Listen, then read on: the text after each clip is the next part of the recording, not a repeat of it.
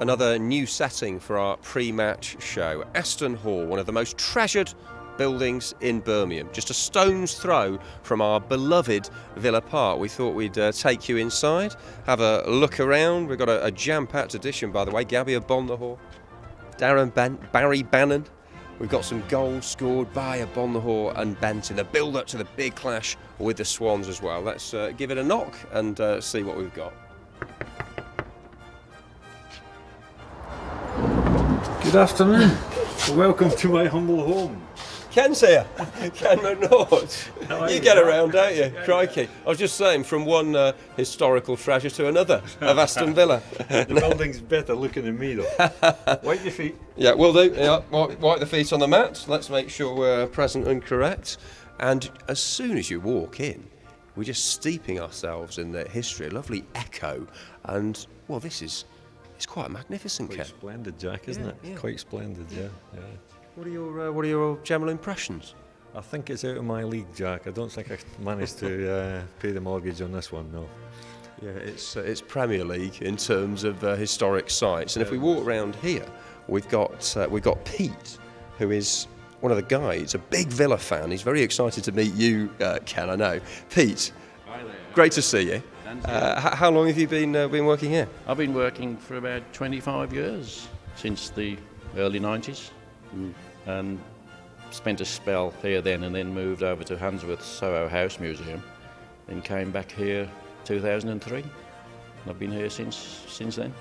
It's a labour of love for you, and I know you have watched Ken sport the claret and blue on many an occasion. It brings back great memories, that team, and it's imprinted on my mind. Evans, McNaught, Mortimer. It never goes. It's there forever. And, you know, Peter With, Gary Shaw, Cowans, Des, Bremner, Jimmy Rimmer. What a team that was. Fantastic. And he looks like he could still play, doesn't he? He hasn't changed, has he? I try not to. But it doesn't always work. How you kept all your hair?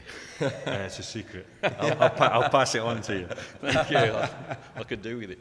Nice one. Now, we're really looking forward to having a good look round on AVTV. How about this painting here? Sir Thomas Holt. First resident, was he? He's the guy who built the hall in the 17th century. 1618 it was completed, and it was Thomas Holt and his family who moved in, and they were the first people who lived here. And there's been a Holt living here for about 200 years. And hence the Holt End at Villa Park. So a lot of people ask us that, why it's called the Holt End, and here you go. That's exactly right, yeah. We often wonder where the name came from. On a little bit of investigation, there it was, Sir Thomas Holt and the Holt family.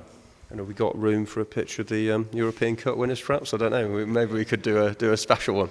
Absolutely. That'd be great, wouldn't it? It would Fantastic. indeed. Now, and your claim to fame, obviously you watched the European Cup winning team all those years ago. You followed Villa in the 70s and 80s, and you were present when England won the World Cup in 66. I was very fortunate to go down to Wembley in 66 to see the final. I went to the games at Villa Park with my father, some games there before the qualifying games, and we got put into a draw by the FA, I think, and we got selected to, if we were interested in buying the tickets, and we said yes. So obviously that's where we went that day in July 66. Yeah, fantastic. It was definitely over the line, wasn't it? How was your view? Absolutely, there's no doubt about it. No doubt about it. Yeah. So what do you think then, Ken? It's great to see Pete, and he's clearly got this encyclopedic knowledge of Villa and indeed Aston Hall. Yeah, very much so, and obviously he's a lucky emblem, so can you get down to Villa Park a little bit more often? Absolutely. I'll do my best. Yeah, I mean, you're a part of Villa's history, and it just makes you appreciate the size, the traditions, the sheer culture of the club and where it fits.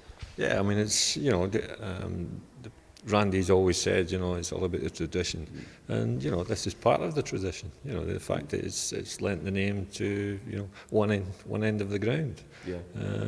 It's fantastic, and I mean, to be honest, this is my first time up here, and it's very impressive. Very impressive. Yeah. Sometimes you forget what's on your doorstep. Now, when's it open?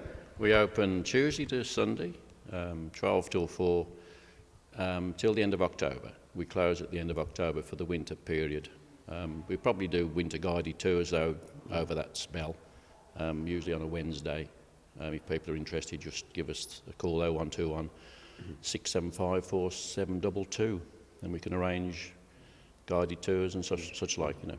Yeah, we should stress that it's not open on a home match day. But why not come back the next day or the day before to steep yourself in what it's got to offer? Absolutely. We have the cafe. The cafe is open on match days for the supporters. Quite a lot of supporters park up in King Edward's car park, school car park, and they walk through the park to get to the ground, and they pop into the cafe for some light refreshments, tea, coffee, such like. Great. Now we're combining the past and the present. We're going to talk about the history of Aston Hall and also the game with Swansea. Are we going to beat the Swans? What do you think? Yeah, I think so. He's got the team working pretty well at the moment, and I'm pretty impressed with the last game against Newcastle. The work rate was fantastic. So I think we've got a good chance. It's a home game. We should do the business, hopefully. With that analysis, maybe we should put Pete in the pundit's chair, Ken, alongside you. Yeah, get him up there.